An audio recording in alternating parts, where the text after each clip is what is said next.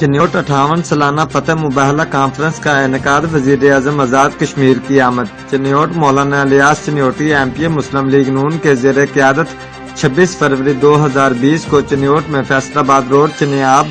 Banquet hall میں 58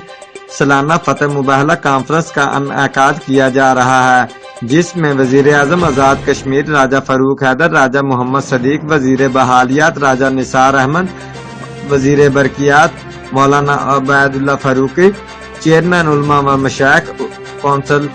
آزاد کشمیر قاضی محمود الحسن، امیر جمعیت علماء اسلام کشمیر سردار عتیق احمد خان، سابق وزیر اعظم کشمیر مولانا معاویہ اعظم طارق، ممبر صوبائی اسمبلی پنجاب اور دیگر جماعتوں کے قائدین شرکت کریں گے۔ اس کانفرنس میں ختم نبوت کے خلاف قانون سازی کروانے پر شیلڈیں دی جائیں گی، مسلمانوں کے